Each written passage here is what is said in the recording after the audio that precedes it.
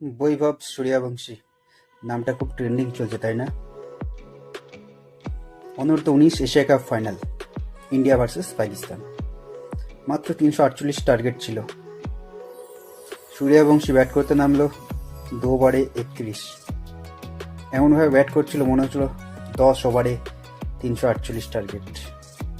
কি দরকার ছিল এতটা হুটোপাটা করার? বাস্তবটাকে তো মানতে হবে, আবেগের বশে সব কিছু চলে না। দেখে মনে হচ্ছিল ক্রিকেটের প্রতি সূর্যবংশীর কোনো ভালোবাসাই নেই। ওর যা বডি ল্যাঙ্গুয়েজ দেখে মনে হচ্ছিল ক্রিকেটের থেকে অনেক বড় হয়ে গেছে। আর আজকাল আইপিএল হচ্ছে, আইপিএলে যাচ্ছে, আইপিএলে খেলেছে, পয়সা বেশি পেয়ে গেছে না? পয়সার থেকে দুনিয়াতে বেশি বড় আর কিছুই নেই না, পয়সা সবচেয়ে বড়। এখনো সময় আছে, যদি নিজেকে শুধরিয়ে নিতে পারে, নিজের আবেগকে কন্ট্রোল করতে পারে, অনেকটা সামনের দিকে এগিয়ে যেতে পারবে। তা না হলে অনেক ক্রিকেটারের এরকম হয়েছে, অনেক ট্যালেন্ট এরকম উঠে এসছে, অনেক অকালে ঝরে পড়ে গেছে নিজের আবেগকে কন্ট্রোল করতে না পেরে।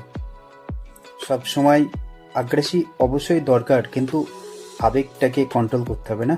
একটা ভালো বল হলে অবশ্যই তাকে সম্মান দিতে হবে, ম্যাচের হালাতটা দেখতে হবে, ম্যাচের অবস্থা দেখতে হবে, কোন পর্যায়ে আছে সেই অনুযায়ী তো খেলা উচিত, তাই না? কিন্তু সূর্যবংশী একদম এটা ঠিক করেনি।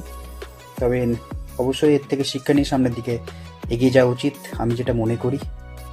চলো, এই অবধি ছিল ভিডিওটা, পরবর্তী ভিডিওটা আবার দেখা হবে।